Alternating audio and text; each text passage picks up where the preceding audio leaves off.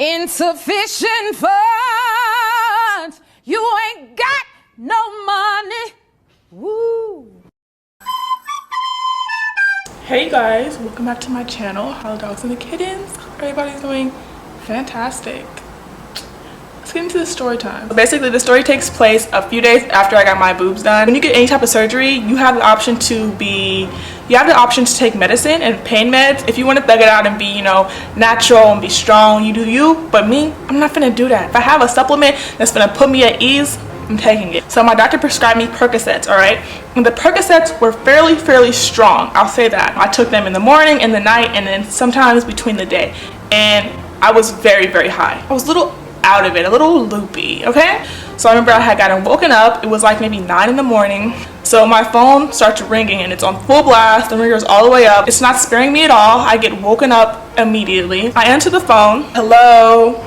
Who is this? The person on the phone is basically like, we found your social security number and your bank information in an abandoned car in Texas. Your bank account is about to be frozen. You need to go take out all your money, because if you do not take out all your money in the next 30 minutes, your account will be frozen and, you know, you're not going to be able to access your account for about a year. This is what the guy on the phone was saying, was that somebody pretty much was laundering money through my accounts, opening up multiple credit cards, using my account to, you know, buy stuff and with my credit and all that. This is so stupid. The thing that's so funny is that I really thought I knew who it was. I'm like, hold on, wait, because is it him? Is it him? Is it him? Let me know what's up. Let me know what's up. I'm not supposed to be driving. You cannot drive. You're not supposed to be driving after you get your surgery. You can't drive for at least a week, at least. My job, I'm telling you, I'm like 3-4 days post-op, right? My sister had been driving me everywhere we was going. So she was taking us to the warehouse and, you know, back home and things like that. So I was so out of it, y'all, and so eager to go get my money. I hopped out that bed, threw on my clothes, and ran out the house. Didn't tell her where I was going, didn't tell her what was going on, just did. I'm in that car like this, seat all the way against the wheel. You don't drive like that, especially if you're, you know, you're not a new driver. You don't drive all the way at the wheel. You know, you kind of relax a little bit. Boobs, I can't do much. I have to literally, my arms is not for real, you know, functioning like they would. The dude was on the phone telling me the whole rundown. He was basically trying to like tell me that if I didn't go get my money out and, you know, follow his rules or follow his orders, that the FBI was gonna come to my house and they was gonna raid my place. I don't even understand. I was so confused. The thing about this is that my mother's a lawyer. So honestly, all I had to do was call my mother and be like, Dukes, do you hear this? Is this for real, for real? He's like, you gotta keep me on the phone. Don't hang up. I'm gonna tell you everything you gotta do. Just keep me on the phone. I got you, blah, blah, blah. He's like, I can also send you, you know, my colleague's number. You can call him too if you want to talk to him. He's more affiliated. He has more information. He said he was from the DEA, right? He said he was calling from the DEA. His colleague was the head of the DEA. So he sends me the number. The dude calls me. He transfers me to the dude. So now I'm talking to dude, right? This dude sends me his work ID card to try to telling me, like, to prove it, basically, like, yo, this is legit. You gotta really go get your money for real. So I'm really believing dude, right? So I'm in a car driving. I go to my local bank, right? I go in there. I'm like, I need this amount taken out. I need all my money taken out. They're like, you can't take all that money out right now. We don't do that. You gotta take out a small amount. You gotta take out a smaller amount. I'm like, I need all my money, please. This dude was telling me, basically, don't tell them what's going on. This is a private case. Can't nobody know. You gotta keep me on the phone. Don't call nobody. Don't talk to nobody. That's why I didn't call my sister. That's why I didn't call my mom. That's why I didn't tell my sister. I'm like, I gotta go. I don't want to put nobody in danger. I don't want to put nobody in danger. I don't want to put nobody in danger. I get that amount, right? I go to another bank. I try to take out the rest. They let me take out the rest. I'm like, okay, cool. I got all my money. Now this is where I should have realized that something wasn't right. I'm like, all right, I got all my money. I should have just went home. You got your money now? What can they do? I'm going home. He's like, all right, I need you to stop at your local CVS or your local Walgreens or your local Walmart. Now when I say I was off them Percocets, nothing was registering. You don't remember what happened last time? You don't remember what happened last time? You went to the Walmart and you got like $500 worth of iTunes gift cards and that dude scammed you? You don't remember? Why? Why? CVS. All right, it's right here. It's down the street. Every time I would go in the store or go in the bank, he would mute himself. He would be like, all right, I'm about to go on mute. Good luck. I feel like I'm in some type of CSI episode or something. Like, I got this, like, this dude in my ear, my AirPod, giving me orders, telling me good luck, telling me, oh, it was just a mess. I go into CVS. I'm not even gonna tell you how many gift cards I got. Oh. Please. He's like, go in CVS and get enough gift cards to transfer all the money that you're taking out of your account and put them on the gift cards, right? Luckily, thank God, I have multiple bank accounts, so it wasn't like I took out all my money from every bank account. It was only the bank account he had told me on the phone this scammer had my information to, so that's whatever, thank God. Grabbing the gift cards, you know, hurrying up and grabbing them, and I get in line and I'm getting ready to pay for the gift cards with my money, just throwing the money at her. All hundreds too. Looking stupid. She's a black lady, so she had my back. She really had my back for real.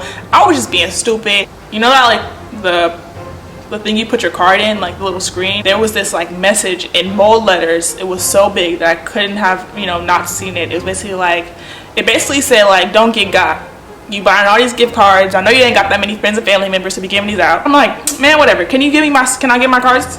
Like, I didn't say that to her, but in my head, I'm like, whatever. I'm not listening to this. I know what I'm doing. So I'm about to pay for these gift cards and make sure that my account don't get frozen. And I'm going back into the car.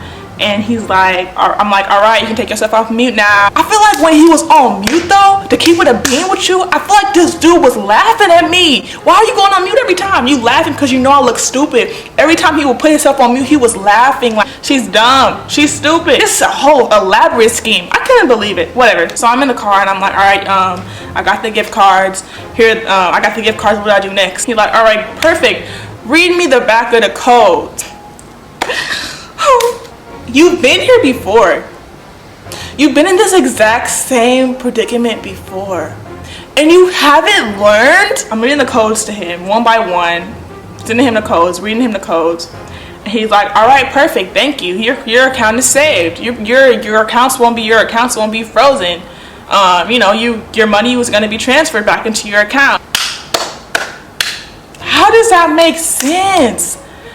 I just got up out of bed, peacefully sleeping, to run to 2 different banks, to run to a CVS to put the money on the cards, just for you to tell me that you're gonna transfer the money back to my account? What the fuck is this? And I'm like starting to get a little nervous. So I'm like, okay, you're gonna transfer me the money. How long is that gonna take? He's like, all right, the last thing I need you to do is I need you to go to your local social security office. All right, okay, I type it in and I go. As I'm, you know, getting ready to get out and go inside, I'm like, so what do I do now? He's like, all right, I need you to go in there and tell them that you surrender. Huh?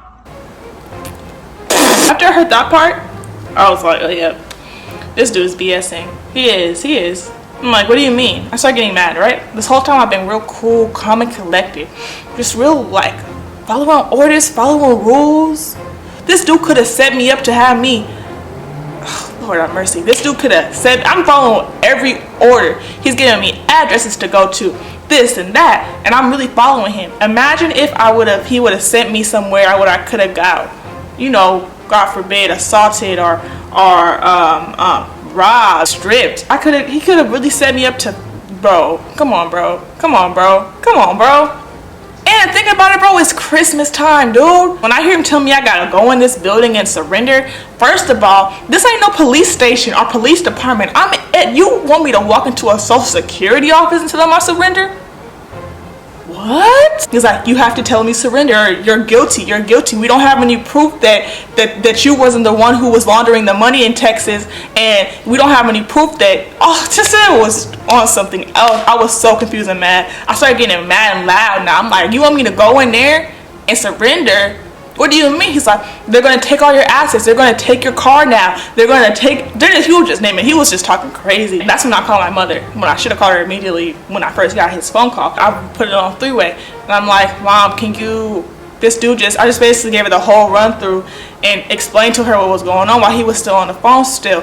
And my mother's from East Oakland, right? When I was done talking to her, or telling her what happened, you heard her East Oakland. You know, if my mama call you blood, then you know it's a problem. I'm like, tell her what you just told me. And she's like, just clowning him basically. He like, ma'am, you're a lawyer. You're a lawyer. How do you talk to me like this? Do you know who you're talking to? Do you know who you're talking to? It was really bad. He really took my money, and I really be mad when I think about it. Like, I promise y'all, every time I didn't try to tell this story, I get pissed off. Like, you really was out here looking foolish. When I say I jumped up out that bed so fast and ran down the freaking hallway to my car, brand new boobs and all, stiff as a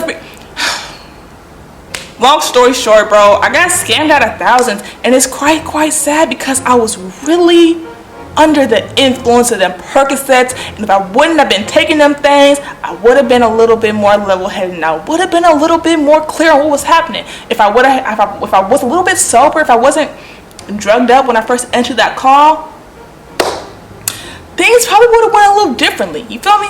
But them Percocets had me on one, like them had me tweaking for real. So moral of the story is don't do drugs.